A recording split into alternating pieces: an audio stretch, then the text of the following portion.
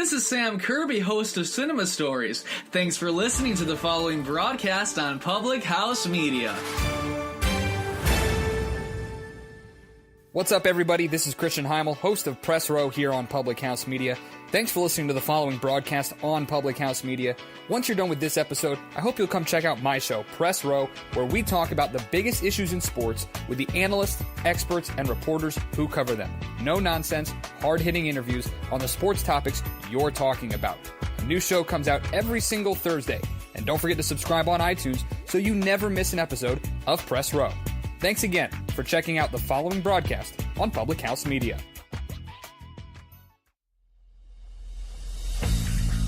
Throughout history, the course of sports has been shaped by one thing: the fans. From the moments you never dreamed of, has saved the USA's life in this World Cup. Hall, the runner, loose ball, it's good! Gonzaga, the slipper still fits! To the moments that still give you nightmares. Behind the bag, it gets through Buckner. Here comes Knight, and the Mets win it. He's in! Patriots win the Super Bowl! Brady has his fifth! through the good and the bad, fans have helped change the games we watch and the players we love. They may not be the most logical people. You are a factory of sadness! I'll see you Sunday. But they know their teams better than anybody. They'll blow in the ninth. You may not always see them, but you know where to find them. After all, there's nothing quite like the view from the cheap seats. Broadcasting as part of the Public House Media Network. Grab a chair and enjoy all there is in The cheap seats. There's nothing quite like the view up here in the cheap seats. I'm Baxter Colburn. That's Matt Coyne. How are we doing today, sir? Sun's in my eyes. Well, we're up high. What do you expect? Yeah, I'm doing fine, though. You're doing fine? How about you? Yeah, pretty good. Pretty good. My hands are starting to thaw out a little bit now that spring is officially here, but it's not at the same time. So, no, it's good. I can't complain. Life's good. Life's good. Family's good. You know, Good. sports and stuff. Yeah, that always makes it better. Yeah, when sports is doing sports things, I mean, we've talked about this a couple of times, obviously. The NCAA tournament's going on right now, which is something that we kind of care about, but we don't, but we do at the same time. We don't want to make it seem like we don't care, but at the same time, you know, we're more football guys. You're a baseball guy. I'm a soccer guy. MLS is going on right now. The NWSL is coming up as well, too. So for me, everybody's I'm talking excited. about basketball, and I'm still getting over my... I don't want to talk about it. Well, we will eventually. We'll talk about it eventually. I guess. Yeah. Anyway, we've got a good show in store for you today. We are calling home today to Pittsburgh. We're going to have Matt, not you, Matt, another Matt Gajtka is going to be here today.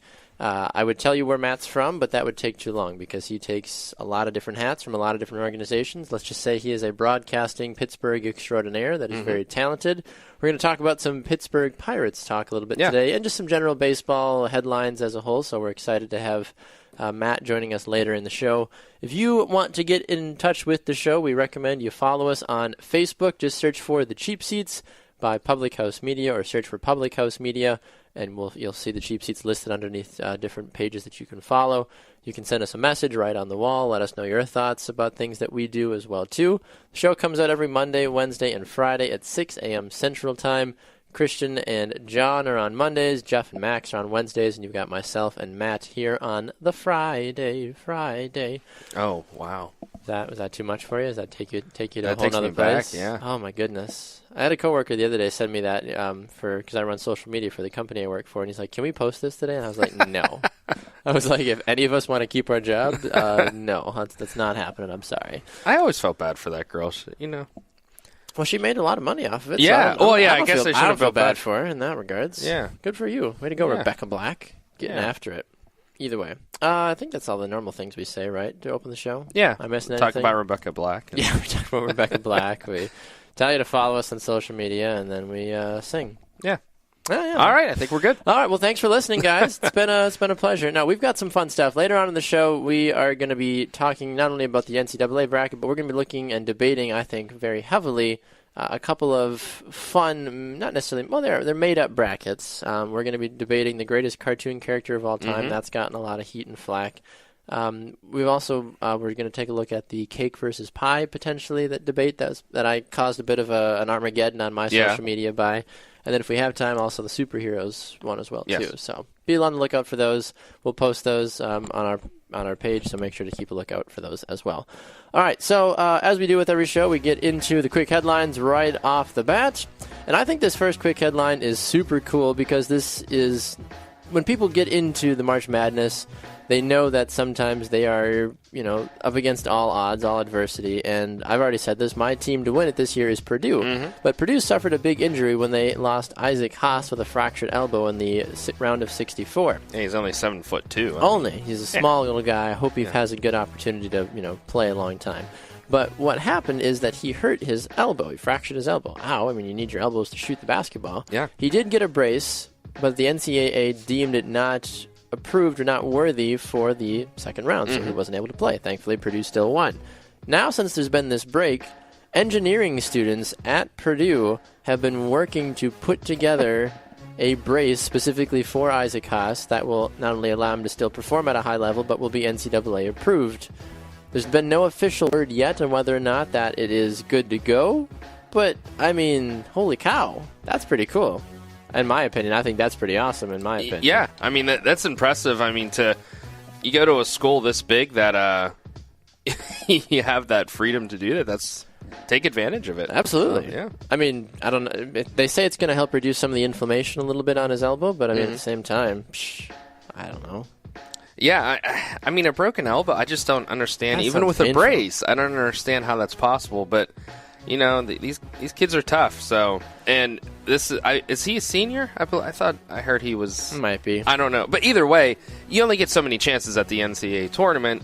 Right. So you want to take advantage of that. And Absolutely. Losing 7 feet 2 inches of a player is going to hurt him. So. Yeah. Completely agree. All right, next quick headline. Staying in college basketball, soon to be the NBA. Trae Young, the starlet freshman from the University of Oklahoma, has declared for the NBA draft. Good idea, bad idea? He averaged 28 or 29 points a game. 27.4 points a game. Yeah. Averaged. Yeah, I go back and forth with this. I think I was watching him play against Rhode Island. He's good, don't get me wrong. I've seen him play a few times this year. I just think they're just so young, and I understand, you don't want a chance getting hurt before you get your chance, and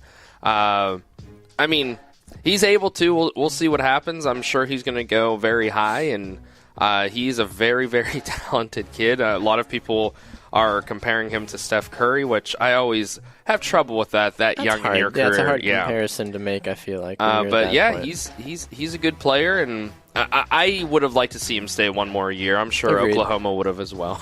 Well, and I think that's the big thing, too, that a lot of universities are starting to debate, and we've heard the possibility of, increasing the, just not even necessarily how long you stay in school, but the age limit. So saying that you can't declare for the NBA, you either have to come out of high school, or you have to wait until you're the age of 20 to declare for the NBA draft, which I think is a great idea. Yeah, absolutely. So guys like Trae Young and others that could take time to develop. If Lonzo was still in UCLA, they might have done something this year. Yeah, well, Anyway. they probably would have. They'd still be in it. Anyway, it's true. Yeah.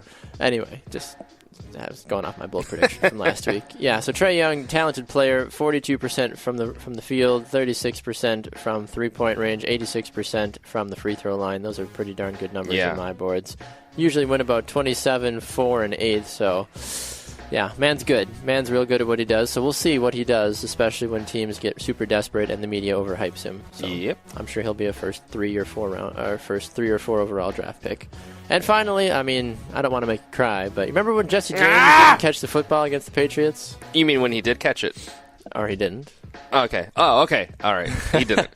I'm looking at a picture here with his hand underneath the ball, but anyways. Anyway, so the NFL, Matt, you'll be happy to know this, has come out and plans to alter the catch rule language replay process. Oh, great. So we're going to be confused more. Yes, exactly right. Great. So what we're seeing here basically from Mark Maskey of the Washington Post, he was also talking with Troy Vincent, who is the VP of the NFL football operations. He said basically a slight move of the ball, and it looks like we'll reverse that. Going to the ground, it looks like that's going to be eliminated, and we'll go back to the old replay standard of reverse the call on the field only when it's indisputable. What say you, Matt? Well, here he also says that the Des Bryant play, that'd be a catch. The Jesse James play, that'd be a catch. I don't understand why it's so confusing what a catch is and what a catch isn't. What's a football move anymore? You're playing the game of football. Everything's a football move. And what I don't understand... Well, first of all, I would just like to say that every time you search NFL catch roll, every picture that comes up is Jesse James in the end zone. Yep. And I don't understand why it's so confusing. I don't understand, the Jesse James catch is right now the big thing. But I still, to this day, don't understand. I've always thought whenever the ball crosses the goal line, that's it. Once it crosses the plane, it's done. That's how it works in the game of Madden. As soon yes. as you cross the line, they're like, oh, it's a fumble. Like, no, you cross, you're good. Yeah, so I don't understand it. I think it's... I'll give them the benefit of the doubt, but I think it's going to end up coming out to be even more confusing. Yeah. I don't understand. You play backyard football. It's a catch or it's not a catch. NFL catch rule and backyard football, I don't think is the same thing. But I agree. As soon as you can literally in backyard football, you can get to the goal line and hardly even cross the line, and they're like, touchdown. Yeah. I'm like, what? How does that make sense? Obviously, I was joking, but it's true though. Yeah, I don't understand why it has to be so confusing and why they keep bringing up these old plays, the Dez and Jesse James play. What was that, about a month ago or so that they go, the Dez Bryant catch we think it was a catch. Who cares? It was years ago. Why do we still go back to Dez? Because Cowboys fans don't know how to say that they lost in the playoffs again. Yes, yeah, and I understand that, and I know New England fans are going to say, well, the Steelers, you always lose to New England, and that's why you're just being babies. But I'll be a baby all day about it. I'm cool with it. I paid for my ticket to sit up here. Yeah. So I'm going to be a baby about it. Yeah, you're a fan. You complain about it. Do what you got to do. I don't think the catch rule has really ever ruined any Packer games, so I'm good with it. Yeah. Whatever happens, happens. And they kept showing these catches throughout the year. I mean, the one by Cooks from New England that they called a catch, and it was different circumstances. I don't know if you saw that or not. I think I did, yeah. Yeah, they called that a catch, and it was different, but at the same time, he caught it in the end zone, fell out of bounds, and the ball popped out of his hands. So why was that a touchdown? I feel like if you have possession as you go into the end zone, it's a touchdown. Well, he caught it in the end zone. Yeah, he caught it in the end zone. Yeah, and then he fell down and it popped out of his hands. Ugh. So what I don't understand is how's that a catch but not Jesse James? So we'll see what happens. I'll still be bitter about it until... That's fine. You be bitter, man. Thank you. All right, we got to go to a break. When we come back, we will talk a little bit more about March Madness and some silly brackets. Plus, we've got ESPN Top 20, Calling Home, and bold predictions and a poll question. Stay tuned. It's the Cheap Seats on Public House Media.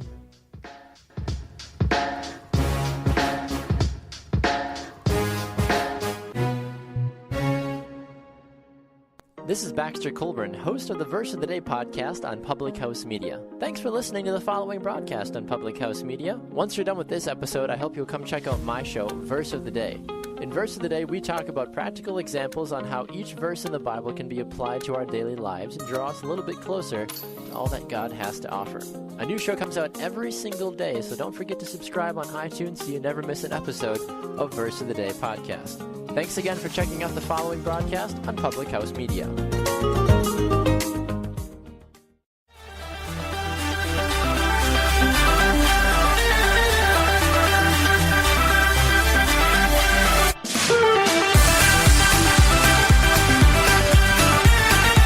All right, everybody calm down. Welcome back to the Cheap Seats here on Public House Media. I'm Baxter Colburn. That's Matt Coyne. Moving right along the NCAA bracket. We're all busted. All right, we're done. Moving on. So, realistically, though, I do want to say I'm rather impressed with your picks, Matt, and how others have done in the Public House Media Bracket Challenge. Yeah, I've been very impressed. Watching throughout the first round as it progressed, I was impressed with the with people picking upsets and how far some people had their upsets going. It's impressive. Yeah, I would have to agree with that as well too. I mean, I'm ranked 9.7 million right now, so you're saying there's a chance. Not too bad. 2 of my final 4 teams are still alive, but you, Matt, had a very stressful, emotional weekend. I was in the 99.8 percentile on ESPN. I was doing awesome. I picked Loyola Chicago to go to the Sweet 16. Woo! I had all 4 of my Final Four teams. I had all 8 of my Elite 8 teams. And then about 5 o'clock on Saturday afternoon, it came crashing down by back-to-back-to-back games, losing 3 of my 4 Final Four teams. I have never... My wife thought that I was in pain as I'm watching these games. I couldn't believe it. I have never had a bracket bust so hard, so quickly in any other year. Yeah, this was quite the... I kind of knew that the way I had picked my bracket, that I'd kind of set myself up that it wasn't going to potentially be very, very good for me moving forward. So when a lot of my teams started going down, when Arizona went down, that was really the initial lighting of the fuse for me, that I'm like, well, here goes the bomb. And sure enough, it all kind of followed shortly thereafter. And Villanova losing as well, too. Obviously, no one predicted that. Well, you picked UMBC over Virginia, didn't you? No, I didn't pick them over Virginia. No, I did not. Did you see at one point in ESPN they show who's winning in the nation, and at one point the guy who was in second place had UMBC going the whole way. Yeah. So I will put all my money on it that he goes to UMBC. Most likely. That would be my guess, too. Yeah, looking at the top 5 right now for our bracket challenge for Public House Media. There's a tie in first place right now with the host of Beauties and Headcanons, Emily Elmquist. She's sitting in first place right now, and she has the most possible points to be acquired. Let me see here. I think she does. She's very close. She's about 40 points off from one other person, but currently she's sitting in first place with 440. She's in the 99.1 percentile. She has Villanova winning, so we'll see. Also tied with her is someone that is going by the name Sean ATCH. So Sean had UVA winning, and he only has 320 total points left, so that's not going to work out. Christian Heimel from Press Row and here on the cheap seats is in third, but he only has 320 points left because he picked Michigan State. And then we do have 2 left. Our fourth place one is Jeff from, of course, the cheap seats. He has 960 total points left, and he has Villanova winning. So, possibility. Coin toss, though, buddy. You're hanging out there. You're in fifth place. 200 total points. That's what 3 games in a row will do to you. Yeah, when you lose and you only have 200 total points left that you can acquire, it's not going to go well. Yeah, not going to go well for you. Like I told you last week, I love seeing the upsets, even if it means a busted bracket for me. And I enjoyed on Saturday. I did not pick one upset, and 6 of the games were upsets. So. That's fun just to watch from a sports fan, from a fan aspect of it, but you're also crying on the inside. Well, I was crying on the outside. You were weeping. You sent me pictures of yourself rending your garments and putting on sackcloth and ashes. Yeah. Well, it is what it is. But I tell you what, you still have your, we were talking before that you started off, your bracket didn't start off great, but you still have 840 points left, which is one of the highest ones because Purdue's still in it. Yeah. And so I think these ones towards the bottom, a lot still have their teams left. So I think there's going to be a big change in the Public House Media poll. I think you're going to see a lot of people. I'm just going to move down. There's no way I can move up anymore. Unless Michigan State comes back. Wait, no. Yeah, I need Michigan to continue to keep winning. I need Duke to win at least a little bit more. I need Gonzaga and Kansas.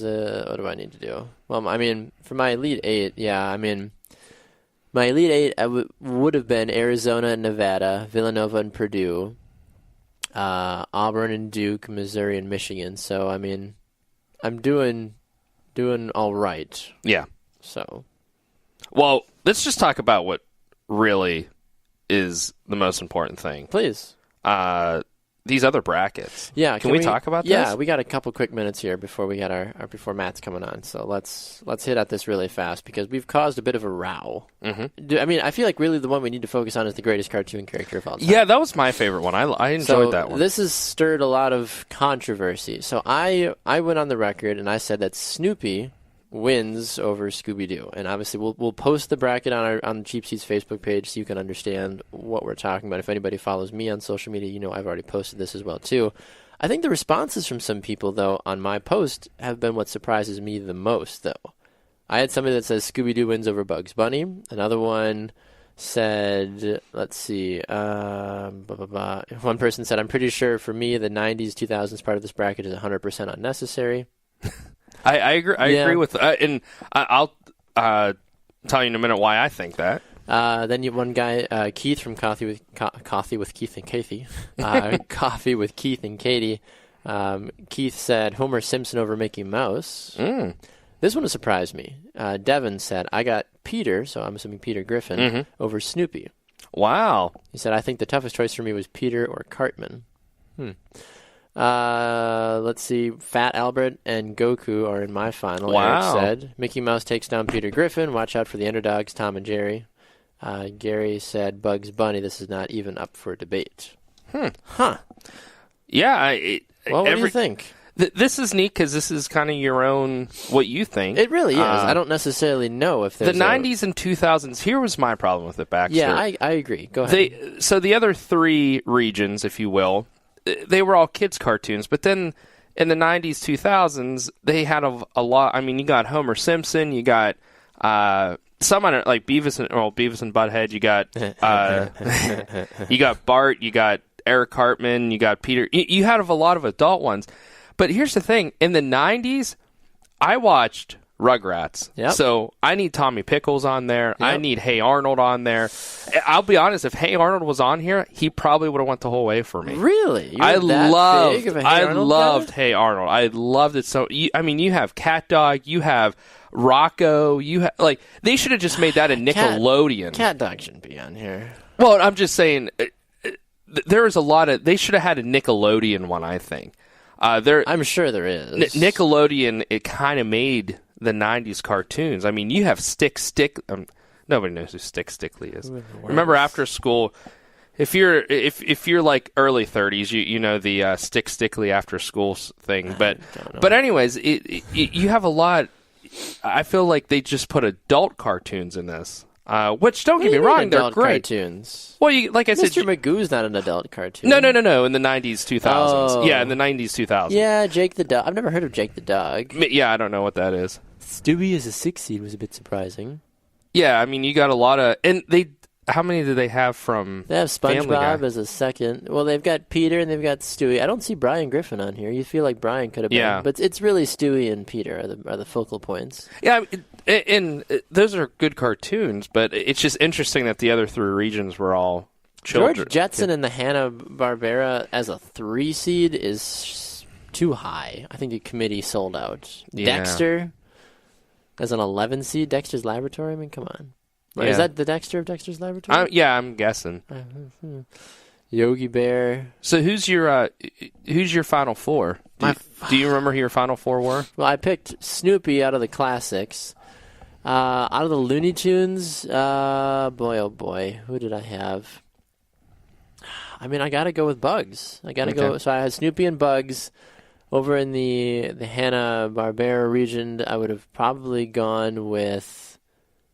Oh, boy. I had Scooby, obviously, because Scooby won out of there. And then I'm a sucker for every once in a while watching Archer. So Sterling Archer as a 16 seed would have gone all the way there as a Final Four. So it's so stupid and it's brainless and it's I've heard it's good. I've just never seen it. It's funny. It's not really that appropriate. But see, that's what I'm saying. The 90s, 2000s were so many adult ones. It is. So... Yeah, because they realized that their main target audience for a lot of these other 3 regions grew up, and they're like, we need those a bunch of goofball kids. Yeah. We need to go after them. Yeah, they have to bank on people like us to talk about it. Exactly. Yeah, I mean, I had Yogi. I was a huge Yogi fan at a 4 seed, and then I had Homer in the 90s, 2000s. I had this one. I think is going to shock you. I had Marvin the Martian from Looney Tunes. Really? I loved him. I actually had. From a carnival, I had a huge Marvin the Martian dude. And then I had Charlie Brown coming out of the classics. What? I have Yogi and Charlie Brown in the championship with Charlie Brown taking it. Charlie Brown as the champion? I love Charlie Brown. Well, that's why I love Snoopy, that's why. But I feel like Snoopy's a more recognizable, more influential character than Charlie Brown. Oh, I agree, but this is me. Of course. When I was actually talking about my wife, she, without knowing who I picked Charlie Brown as well too.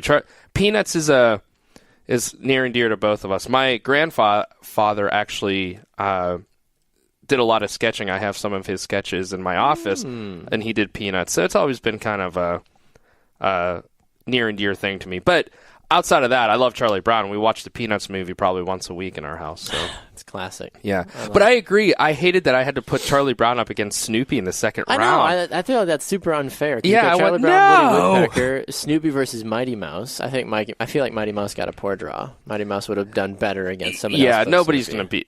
I think you could have put Snoopy up against anybody except Charlie Brown in my case. I do wonder how far like Goofy and Betty Boop would have gone in the classics. Fat Albert. So that means does Fat Albert and Mickey Mouse? Because those are likely the two that are going. Unless you've got Rocky. I had Charlie Brown over Goofy. Okay, I so had Goofy beat Mickey Mouse. Yeah. Interesting. Wow. So this is gonna be controversy for a long time. So we'll definitely have to dive into more of that. A never-ending. Bum bum bum. Yeah, we'll real quick. Who'd you just pick in the superheroes one? Do you remember? Can I see it fast? I'll know it if I see it. You won't be able to read this is your writing. Chicken. My chicken scratch. Yeah. Yeah, I don't remember. Okay, I was just interested. I'll have to post it. I'll post it later and let my. Thanks for putting this up though. That was a fun. Thank you. Takeaway from the to get away from my crying and sadness. Do what I can. All right, we're going to a break. Matt Gajtka is up next. We'll be back with more on the Cheap Seats. Stay tuned.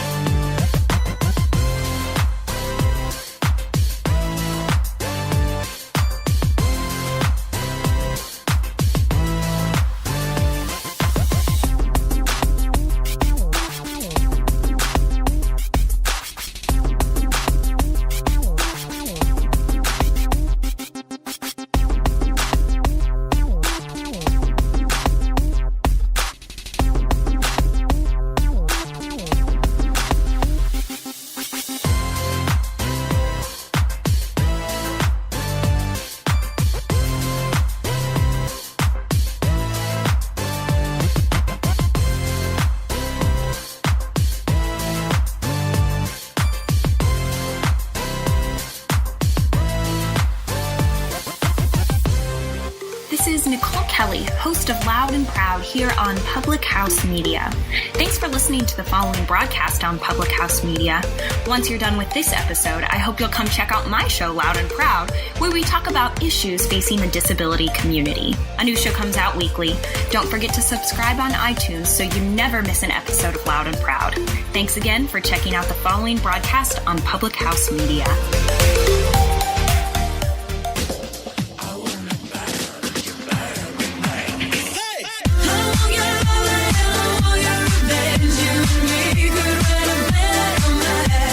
Welcome back to the Cheap Seats on Public House Media. I'm Baxter Colburn alongside Matt Coyne. Great to have you along as we move along with the program. Reminder, the show comes out every Monday, Wednesday, and Friday at 6 a.m. Central Time. You've got Christian and John over on Mondays. You've got Jeff and Max on Wednesdays, and you've got Matt and I hanging out here on Fridays. So, Matt, we have had the opportunity many a time on the show to get a chance to speak with some pretty awesome and talented people. Yeah. We've called home the last 2 weeks to Green Bay to talk about Packers football, rightfully so. It's been the busyness of the NFL free agent markets have kept us on our seats, or off our seats, rather, at times. So we get to go back to Pittsburgh again, finally. Yeah. So I know you're excited about that. I am. And what I'm sure you're even more excited about is the guy that we're having on shares your name. Yes, as well, which makes it even better. Right, exactly. So we have the opportunity to speak with the Major League reporter from PiratesProspects.com. It's Matt Gajtka, so we get to have him join us on the show now. Matt, welcome to the Cheap Seats, sir. How are you doing today? Doing well. Good morning. We are great. We are thrilled to have you a part of the broadcast today, and we know that there's a lot going on, of course, in the world of Major League Baseball. Specifically, of course, spring training is going on right now. I'm a Milwaukee Brewers fan, so we're division rivals. So we're obviously trying to check each other's teams out. But from a Pirates perspective, what's the pulse? What are you feeling? How's the team looking? Where are we headed here in spring training right now? Well, I think a lot of Pirates fans are actually envious of the Brewers right now with the promise that Milwaukee showed last year.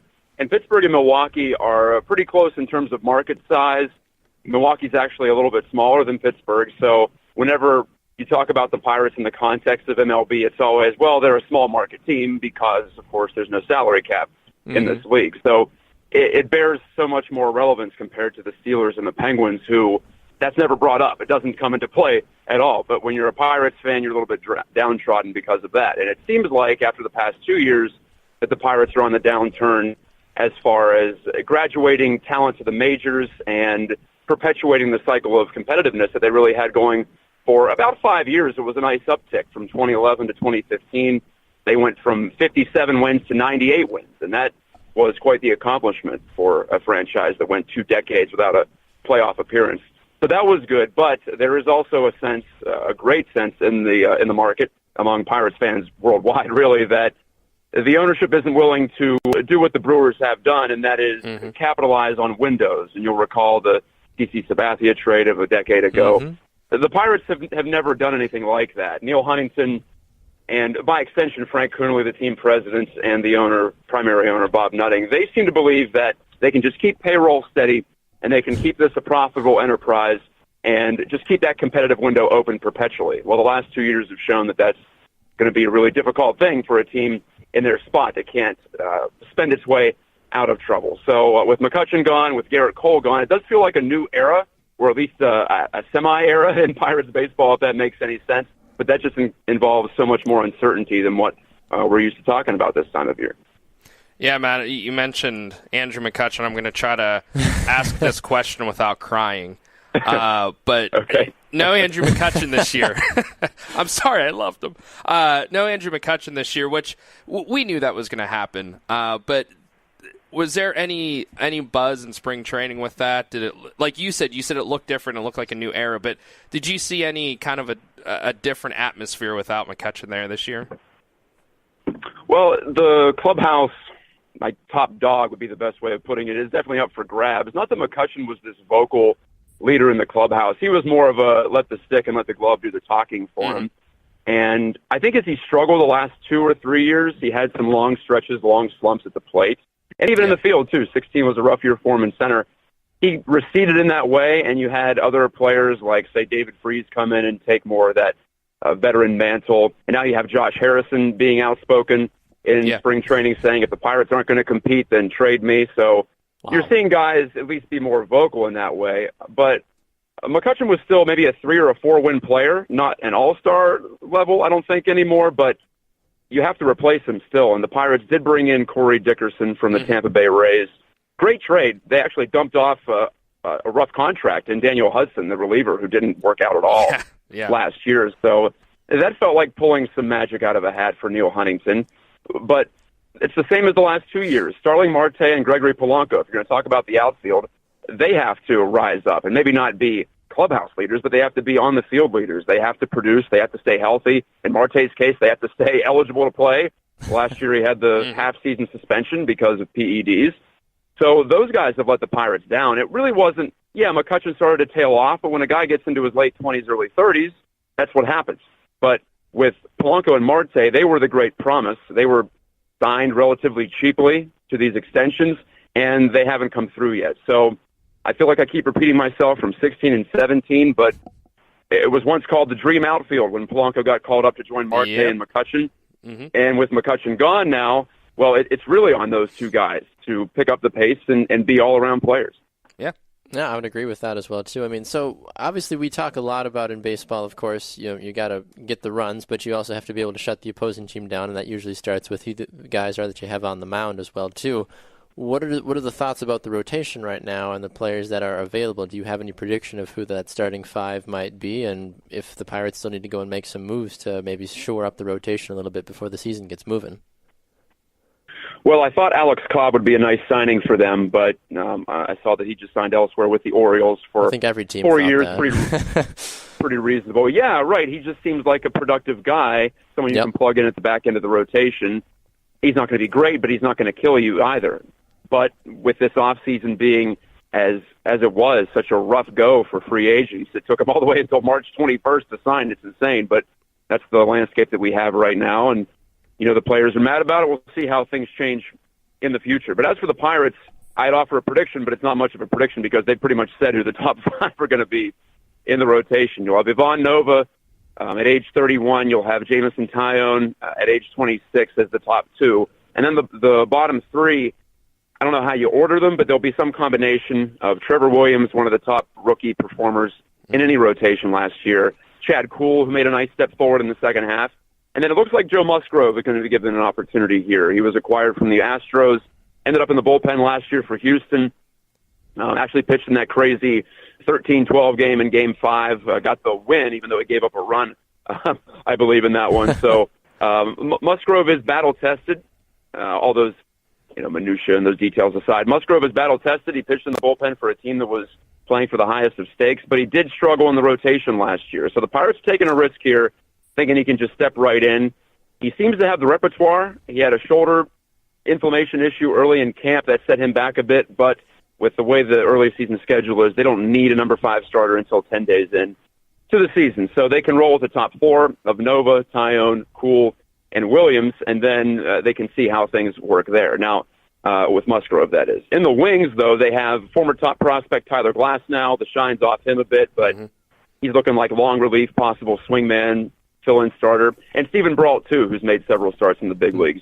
So there's the top 5, and then there are 2 guys who are young, who are under club control for a long time, and who are both intriguing for various reasons. Glasnow, the great stuff, wild control. Brault, crafty pitcher, good craftsman, but at the same time, he has struggled with command in the zone and being hittable when he's not perfect. So there's some options there. Yeah, Matt. So on Wednesday, I believe it was, there was a send-down of a bunch of players. Obviously, I know this question I'm going to ask you depends on injury and need, but these 3 players, Nick Kingham, Max Moroff, Chris Bostic, do you see out of those 3 or somebody else, who do you think would help the Major League club out the most? Who do you see being the first one coming up? And again, I understand that, it depends on injury and need. It does. If we factor out injury, I still wouldn't be surprised to see Nick Kingham make an appearance. He's another one of the pitchers in the Pirate system, along with Taillon, who's gone through a Tommy John recovery. And Taillon was a higher ceiling. Kingham was looking more like a back end of the rotation guy if he panned out. But he's getting close. He spent all of last season in AAA, fought through some difficulty, a minor injury, and it's about time for him to go. He's 26, so I think the Pirates would want to see what he can do in the major leagues. Max Moroff really struggled at the plate coming up last year, but showed some intriguing power toward the end. He's a utility guy, though, ultimately. And, we'll see him. We'll see him in the big leagues this year. Chris Bostic, we saw him briefly in the big leagues. He strikes me as more as organizational depth as opposed to anything else. So if I had to rank the 3, I think Kingham gets a shot, perhaps if one of those young starters or one of those long relievers like I talked about, Glasnow or Brault. If they falter, then we'll see Kingham. And Moroff, you need more than 25 guys in a major league season. You need more than 5 bench guys. People are going to struggle. They're going to get hurt. So Moroff will be in there at some point. And he's okay. You could do a lot worse than Max Moroff coming off your bench. Yeah, that's very true. All right, Matt, we have to let you run, but we are grateful that you took some time. If people want to check out your writing and find you on social media, where's the best place for them to do that? Well, my last name is tough to spell, but I continue to stick with it as my social media handle. I share a first name with Matt, but not the last name, thankfully. It's Matt, MattGajtka.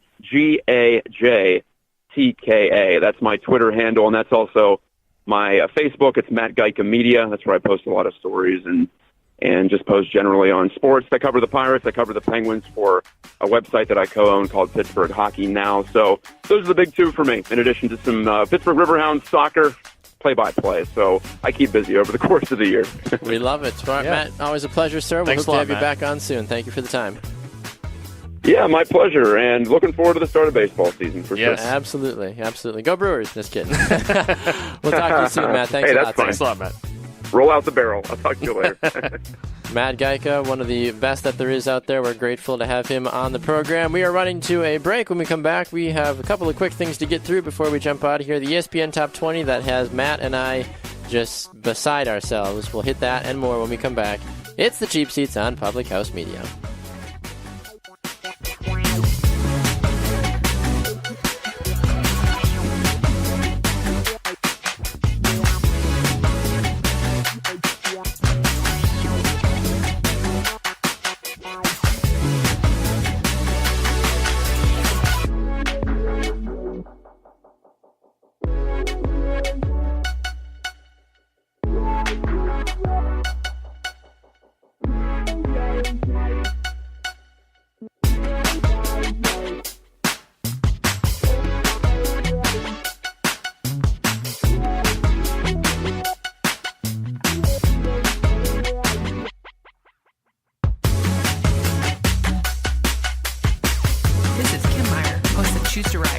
Public House Media. Thanks for listening to the following broadcast on Public House Media.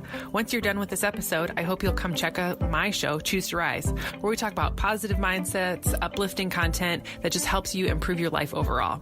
A new show comes out every Monday, Wednesday, and Friday in podcast version, or you can catch me live on the Public House Media Facebook page every weekday or morning around 6:45 Central Standard Time. Don't forget to subscribe on iTunes so you'll never miss an episode of Choose to Rise.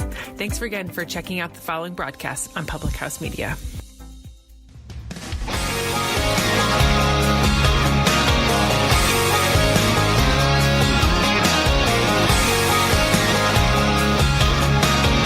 Welcome back up in the Cheap Seats on Public House Media. I'm Baxter Colburn. That's Matt Coyne. Great to hear from Matt Gajtka as well, too, in our last segment as we called home to talk about the Pittsburgh Pirates and a little bit of baseball as a whole. Got a little bit of Brewers talk in there as well, too. So work that in there real quick.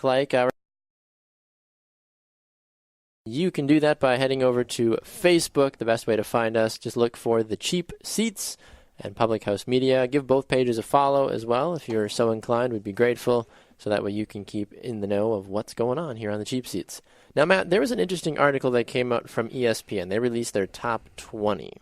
Now, not just their top 20 football, soccer, whatever. This is their top 20, what they think the top 20 most dominant athletes in the last 20 years, because they're celebrating their 20th anniversary. Right. That's all. The magazine. I was supposed to say, they've been around longer. Yeah, the magazine. Okay, so give me the spiel here. What's going on? What's the deal with this? Well, they went through and they had this. I looked everywhere to try to find out. They have this dominance rating. For example, Tiger Woods is number one with a 17.0 dominance rating. I don't know what that means. I looked everywhere. Normally they explain how they do it. So ESPN went through. They said, here are who we think the top 20 most dominant athletes are of the last 20 years. There are a lot on here that I think me and you agree that, yeah, they should absolutely be on here. There are a few. There's one in particular that me and you said right away, how is he not on there?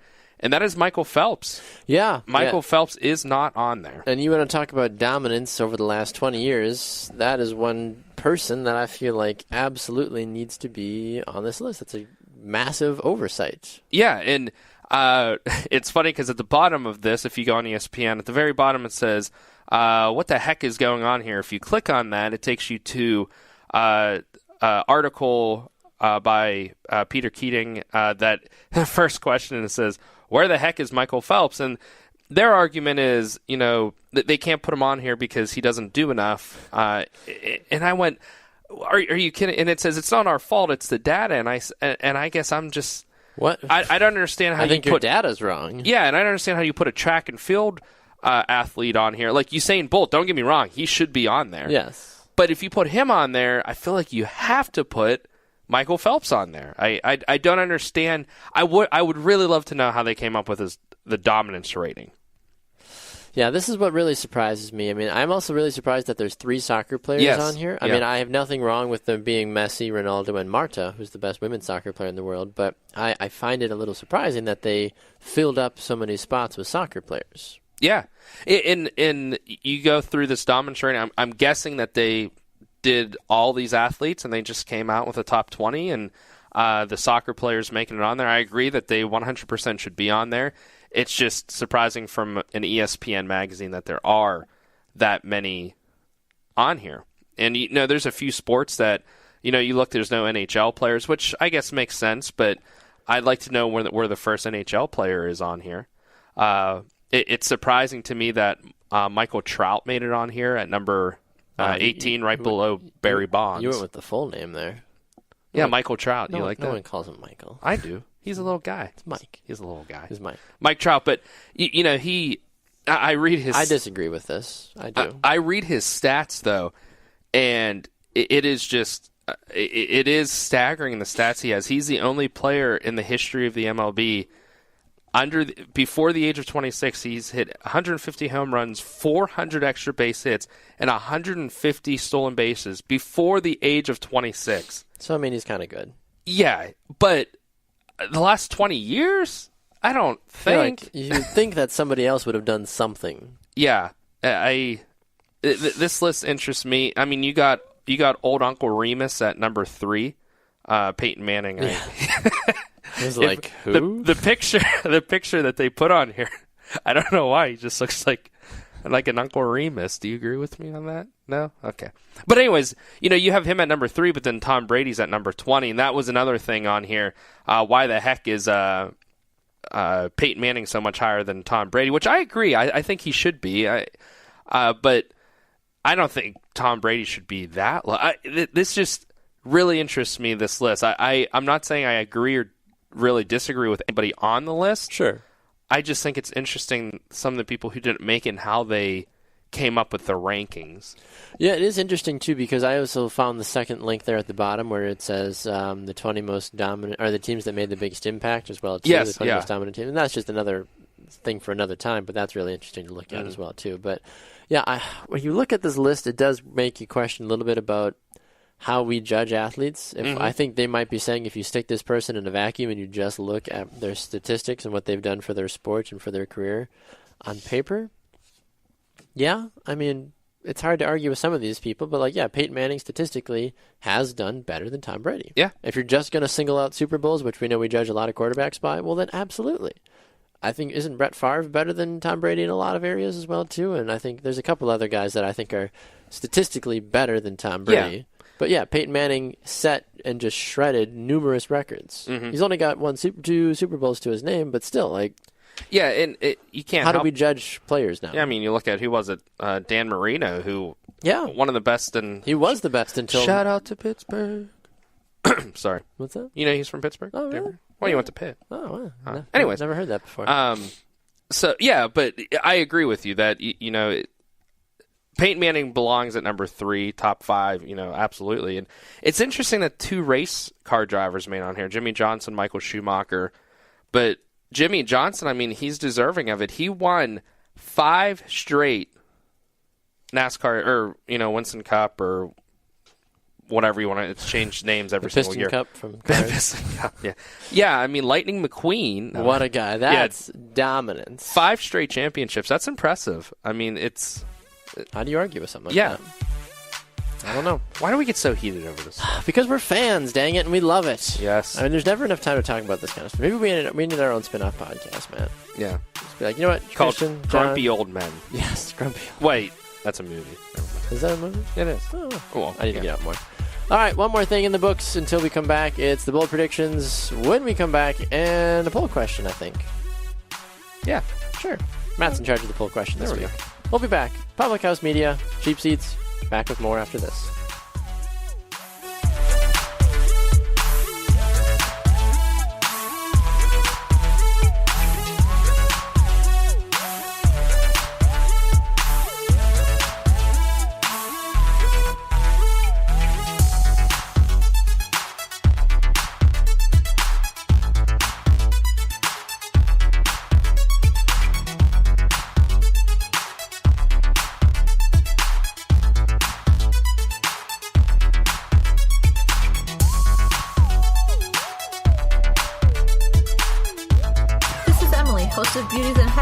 here on Public House Media. Thanks for listening to the following broadcast on Public House Media. Once you're done with this episode, I hope you'll come and check out my show, Beauties and Headcanons, where we talk about nerdy theories, games, TV shows, books, movies, you name it.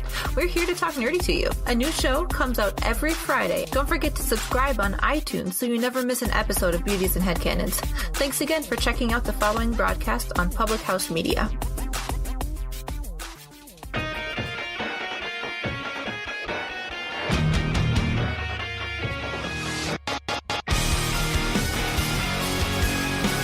Welcome back to the Cheap Seats on Public House Media. I've got a hero. His name's Matt Coyne. Aww. See what I did there? That was good. Yeah, thanks. Do what I can. All right, Matt. Time before we get out of here for some bold predictions and a poll question. You were 1-3 with your bold predictions last week. I thought I'd be 0-3. Well, the one was impossible, I found out. Joe Thomas being re-signed. Right. Because he has to be retired, but... Maybe you were predicting like the long next year future. Yes, you were just getting ahead of the curve. But I said two number one seeds going out in the first or second round. Yeah, you got that right. Yeah, so I was impressed with that. Well done. I wish yours would have came true. Browns trading a first round draft pick or LeVar coming out. That'd have been awesome. All right, so our bold predictions this week. I've got two. I predict that before we come back next Friday, that Ndamukong Suh will sign with the LA Rams, and that Adrian Peterson will sign with the Patriots. Ah, good. Mine are both March Madness. Perfect. I have Loyola Chicago will make the Final Four, and no number one seed will make the Final Four. Wow. I'm going to stick on the number one seed train. I like that. We'll see what happens. Okay. And I guess we got the poll question. The poll question. What's the poll question? It will be: was Jesse James catch? I'm just joking. That's not it. Let's do. Do you think Michael Phelps should have been on the ESPN Top 20 list? Do you like that? I do like that. Okay, good. Because my answer is yes. Yes, mine is too. I don't understand what those people do and think. Yeah. Over at the big ESPN. That's fine. Yeah. Everyone's got their own opinions. No biggie. I would think most people say yes on this, but we'll see what they say. We'll see. It'll be on the Facebook page on Friday. Make sure to check it out. All right, he's Matt Coyne. I'm Baxter Colburn. Thanks to Matt Gajtka for stopping by as well, too, from PiratesProspects.com. Until next Friday for us here in the Cheap Seats, we'll see you back on Monday when Christian will be all suntanned up and back from Mexico. So welcome back, Christian, and he'll be back with John Lauder. Check those guys out, 6 a.m. Monday morning. They'll have all the recap from the crazy NCAA tournament and much more. Thanks for tuning in. We'll see you next time up in the Cheap Seats.